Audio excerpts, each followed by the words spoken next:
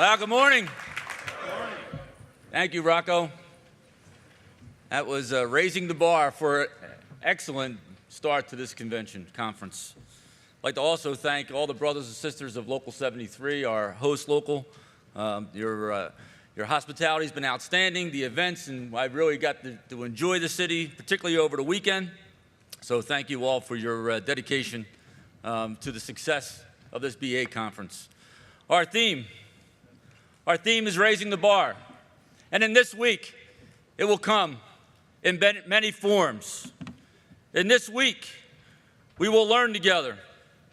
But we must ask, how do we build the capacity of how we represent our members? And it's through performance. Performance by each one of us. Performance for our brothers, for our sisters that have elected us to the positions that we hold. We must raise the bar personally, and we must raise the bar as a union. This is our call to action. This week is our call to action at every level, starting with me, to each one of us at the dais and in the seats. We all know that representing workers is not easy, but that's what we've asked for. And guess what? They said yes. And we are here because they said yes. At every level, myself, as an executive board or a business manager, or from you, to be the GST or the GP, I have asked for this, and you have said yes. And that deserves our very best. And that deserves us adding value every day for our local union and every day for this international. Now, we know this is a crazy election year, but now more than ever, we need to work hard for our families, and we need to work hard for our members, on the job and at home. There are many groups that are out there working against us. There are many groups that have a lot of money, and they have a lot of resources. So here, we must learn together. We must plan together, and we must think strategically together. We will listen to the expertise at this main session and in each breakout. And we also need to tap into that collective knowledge of each one of us in this room as we add value to the sessions of each day that we are assembled here. We must have an open mind. We must know how to grow. We must have that willingness to grow. From the youth in the room to our most seasoned representatives sitting next to them. How do we share that expertise? You know, full employment today is much different than it was 10 years ago. And it's certainly much different than it was 20 years ago. We cannot accept this to be the new normal. We must raise the bar at home. We must grow our union. We must grow each union in this room and across the United States and Canada. I'm tired of doing more with less, and I hope you are too. It's time to grow. We need to adapt to the market. We need to adapt to our industry and continue to build strength for this international. In each session, we must hone our skills. We must advance the interests of your local union and advance the interests of this international. Develop these growth strategies. Develop our organizing plans. The organizers and the reps have been around to each local developing an organizing plan. We need to recognize that if we're not organizing, if we're not growing, we will continue to go backwards. And that is not acceptable. To the youth in the room, please share your thoughts in these sessions. Please express your concerns in each of these sessions. But also, I ask you to share the enthusiasm that you bring, to the unionism that you bring, not only your local union, but to this international and every session that you will attend today. Raising the bar starts with each one of us, starts with me and us. Raising the bar starts with filling each job call. We all know the job bank has blown up over the last couple months. Filling each job, making sure that we're on that job day one when that job is called, and then coordinating our efforts, local to local, member to member. Raising the bar starts with leadership, starts with training, Starts with legislative initiatives. It starts in each department of your international and each related organization within each local union and your international. It's all hands on deck to make sure that we are growing our locals and our union. We will have a broad range of speakers over this coming week. We will have Mayor Emanuel to Senator Dick Durbin will be coming in over the next couple of days. We will also have Richard Trumpkin from the AFL-CIO and Sean McGarvey from the building trades. But what we hear and what we listen and what we learn, we must bring home. We cannot leave that on the shelf. We must implement that when we go home. We must mobilize when we go home. Raising the bar. This is an important election season. We are approaching November, and we need to be clear. We need to be concise. We must engage our members. Leading up to the Democratic Convention, you may recall a commercial where Secretary Clinton's at a podium similar to this and says, "You will have a seat at the table." Well, I will tell you, I was there when she made that statement. And she made that statement at the legislative conference for the building trades. And she stood at that podium and said that you will have a seat at the table. And the general presidents of the related organizations and the related unions met with Secretary Clinton on 2 occasions. She is for our union. She is our smart choice. We went through a survey process, and we checked with our members because their voices count of what's important to them. She has also said that we will have that seat at the table and part of the process of growth. In her own words, we will have a champion in the White House. She has a jobs plan that zeroes in of jobs for all of our industries, transportation industries, construction industries, production industries. And she is laser focused on union jobs being the door to the middle class. We need to make sure that we're out there. We have a lot of work to do. We have a lot of Bernie Sanders supporters. We have a lot of Bernie, and we must transition them. We must transition them to Secretary Clinton. We need their energy. We need that revolution. We need to tap that revolution for this upcoming election. We need their enthusiasm and their leadership. We need to make sure that we educate each and every member. We also have a lot of Trump supporters, more than we care to know. But we have a lot of Trump supporters, and there again, we must educate each one of our members and their families with that clear and concise message. Not a 2-page white paper, bullet points. What will the candidates do for our members and their families? What will those candidates do legislatively and help assist working families of all kinds across our country? We can't listen to the sound bites or the hype or the social media. There's plenty of that out there, but we got to listen to the facts. We got to listen to the issues, and we got to listen to what the plan is and how does it improve our working families. That way they can make an educated decision.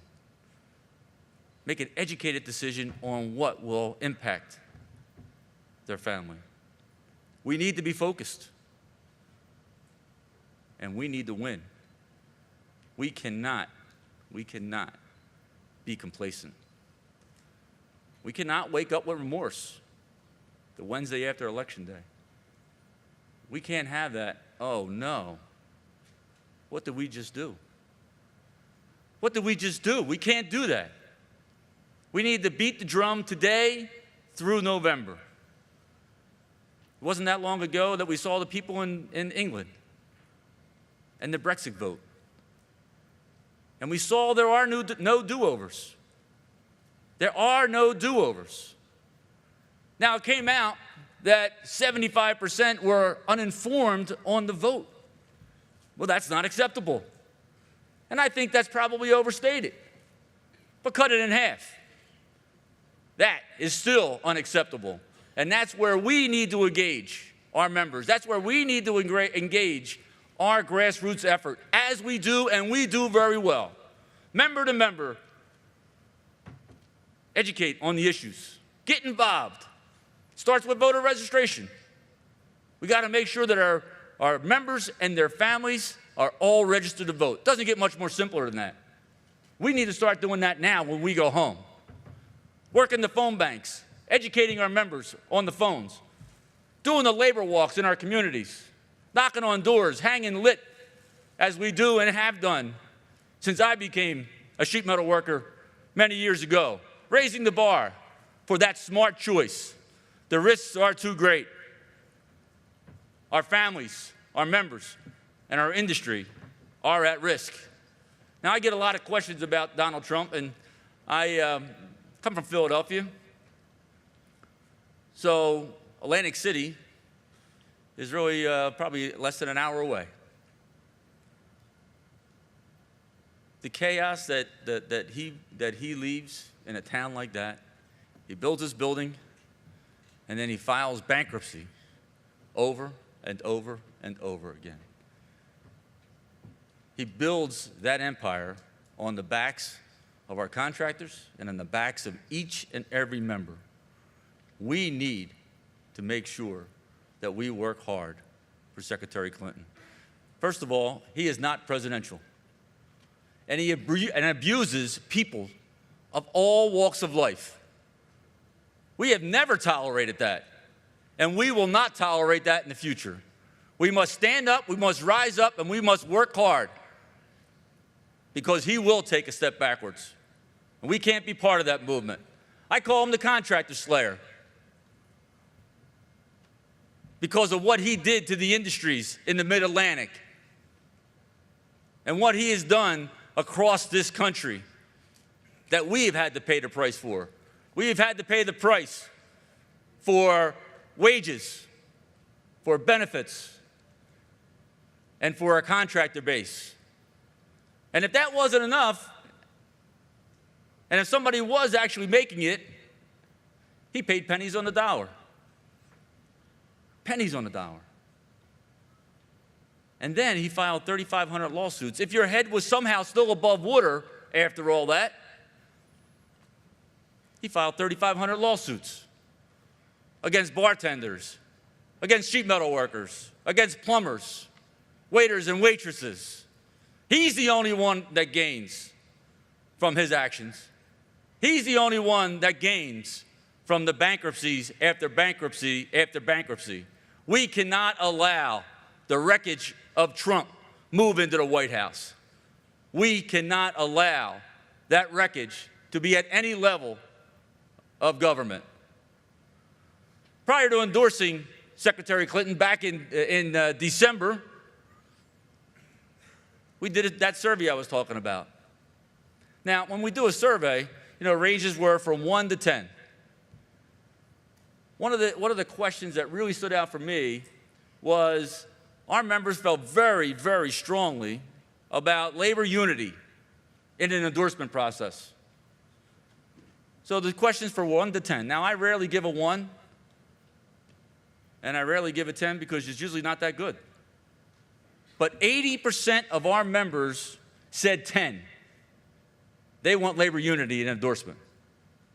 80%. It's not 7, 8, 9 added up to get to 80%. No, it's 80%. And I'm happy to tell you that 34 international unions have endorsed. The AFL-CIO has endorsed. And the building and construction trades has endorsed.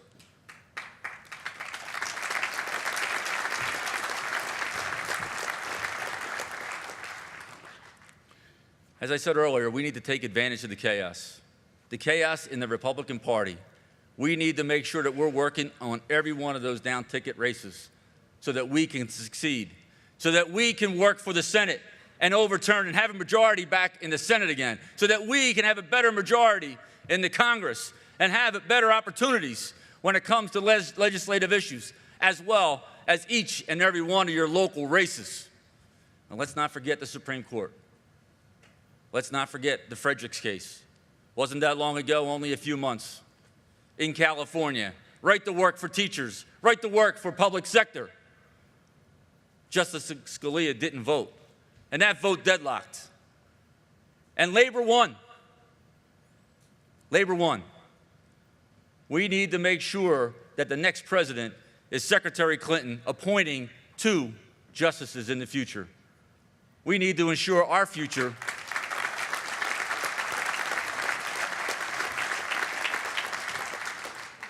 We need to ensure our future and the future of our children and children's children.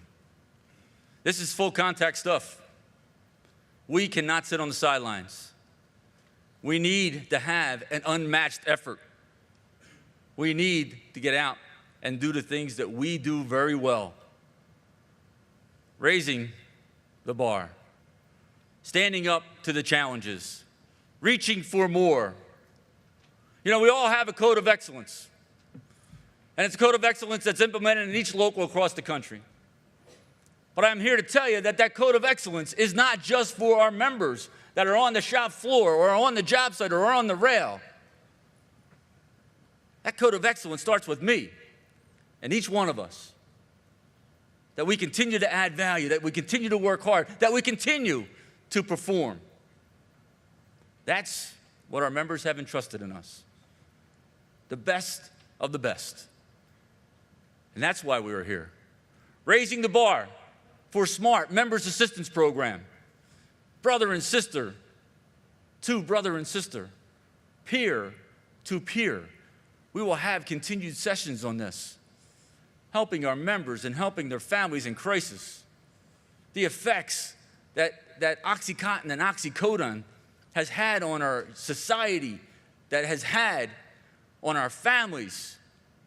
We need to be able to intervene before crisis hits. We need to change our culture, and we need to do better.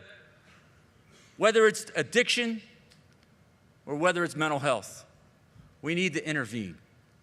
We need to create a structure where those members feel comfortable coming to get help, whether it's addiction or mental health. Each member is important. Each spouse is important. Each one of our children are important. It deserves our best effort. It deserves changing the culture to improve our families. Raising the bar also is standing up for our loyal and our devoted sisters.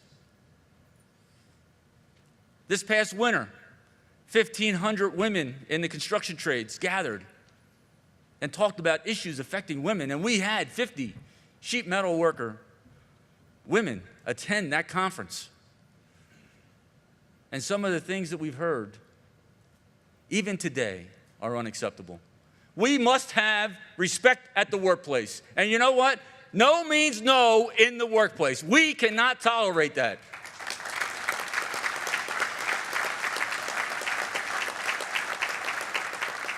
We got to do a better job for our sisters. And unlike the business community, we do have wage parity. But we also have to be cognizant to make sure that the hours are shared equitably, making sure that our women and our sisters have the same opportunity at every hour, just as every other member does. We can do a better job at recruitment, and we can do a better job at retention. This week, you're going to hear about capital strategies, a program of where we can use our capital and invest differently than what we've done before, to invest our capital strategically in a strategic plan in the future. We have all lost projects to bonding, and we have all lost projects to the lack of retention and the retention policies that continue to change. And this capital program will help us move and secure jobs, secure hours in a different fashion. Those sessions will be on Tuesday and Wednesday afternoon. We need to change the next generation so that we have the next generation of sheet metal contractor. Maybe this is the new way of market recovery, not just throwing dollars at it, strategically, capital strategies. We will share with you short-term, midterm, and long-term goals. We also need to relaunch our Business 101. That Business 101 model's been around for almost 20 years now. We need to do better. We need to plan right now for the next generation of sheet metal contractor. And we need to relaunch that so that every opportunity is afforded somebody to be a successful contractor. We will learn a lot this week. We will learn a lot at this general session and each breakout sessions.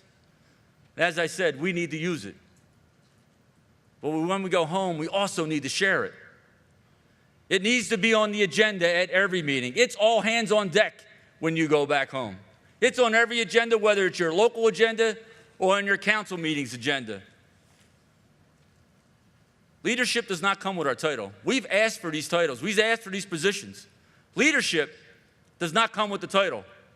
We need to continue to earn it, and we need to continue to learn it. It's our time. This is our moment. We're not relying on the past. It's our time and our moment to advance our union. It is our responsibility to affect change in our members' lives. It is our responsibility to affect change in the workplace, to secure more opportunities, to secure better jobs, to secure more hours. This is our history. This is what our forefathers have done, so that we all can assemble in Chicago today to sit in this room. That is our legacy. We must take our energy, we must take our passion and plan for success. And that's why we assemble here this week. We plan our work, and then we go home and we work our plan. We must raise the bar, we must follow our code, and we must plan strategically. Thank you very much.